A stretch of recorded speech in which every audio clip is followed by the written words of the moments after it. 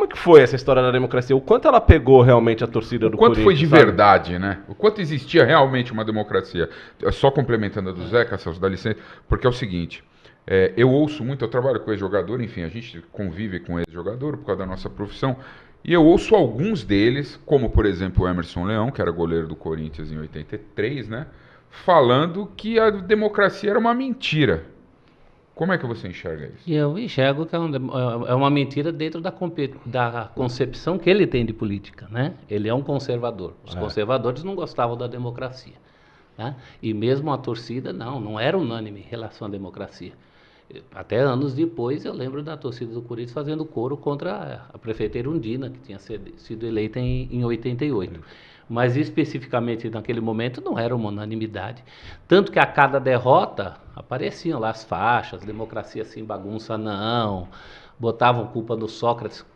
Em 84 ele se machucou num amistoso entre amigos em Ribeirão Preto, todo mundo caiu de pau, essa democracia, essa bagunça, né? No jogo seguinte ele entrou contra o Flamengo aqui, o Corinthians ganhou de 4-1, ele com a tornozeleira amarela pelas diretas, nas quartas de final do Brasileiro, e ninguém falou mais nada.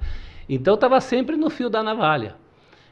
A própria imprensa não era totalmente a favor da democracia. A favor era o Juca Kfouri na Placar, Marco Antônio Rodrigues no Jornal da Tarde e o Trajano na Folha.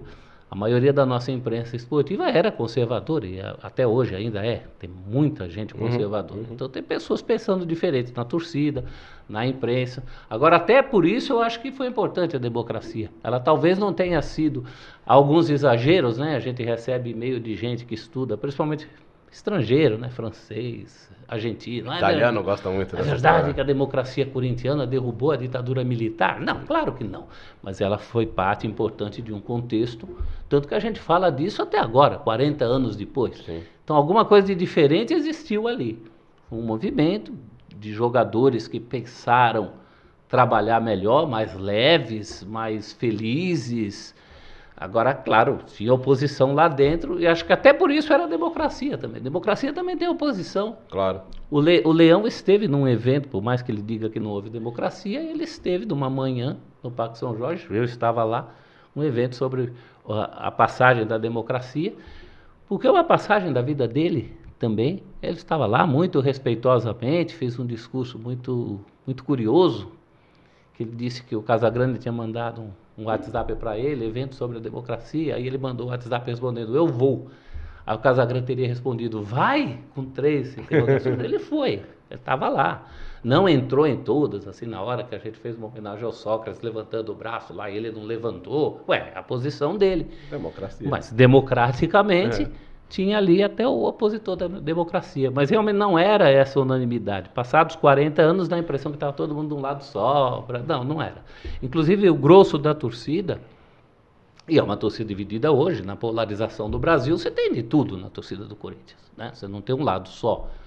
Era uma torcida que ia também muito ao sabor dos resultados.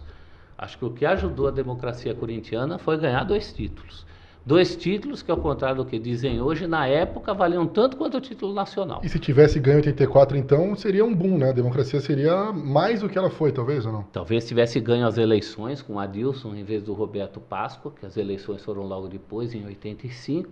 Se eu não me engano, E ainda o foi brasileiro de semifinalista 84. do Brasileiro, não 84, foi? elimina o Flamengo nas quartas e perde a semifinal pro Vasco. Fluminense. Pro Fluminense, desculpa, foi Vasco e Fluminense a final. Perdeu o jogo principalmente em São Paulo, né? Assis No Rio e empatou Washington. 0-0.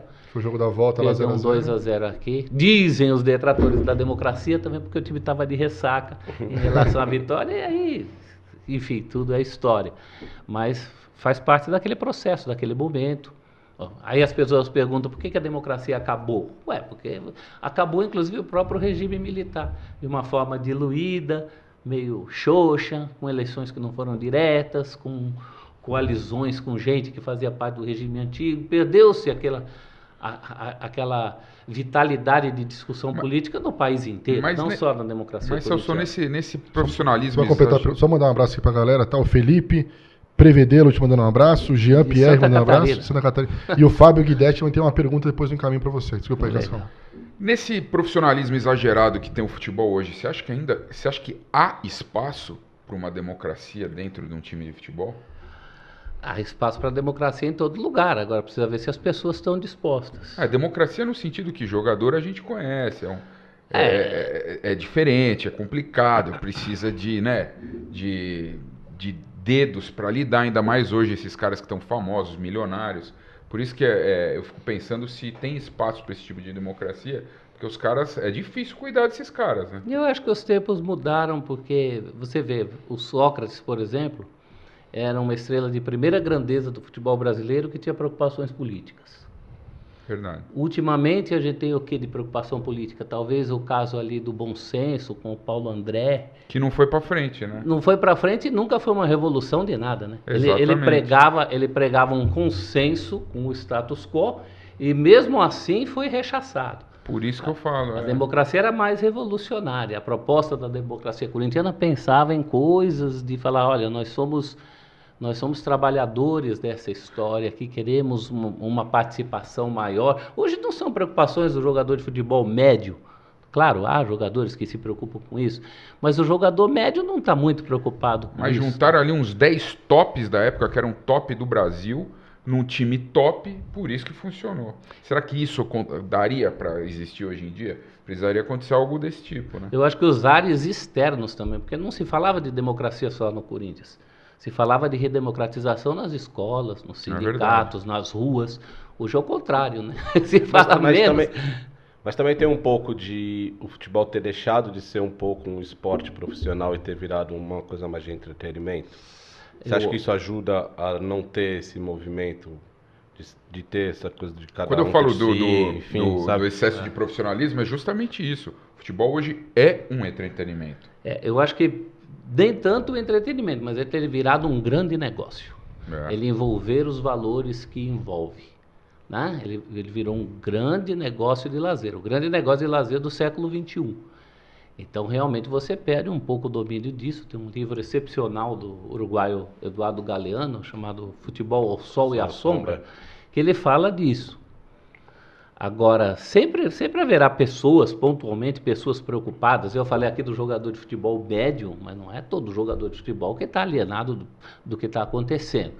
Só que não há falta algo para catalisar isso no esporte, no futebol. E tem uma outra ala também que acha que futebol não é lugar de falar de esporte. Eu não penso assim. Eu acho que o futebol é um grande meio, não é um fim. O esporte é um grande meio.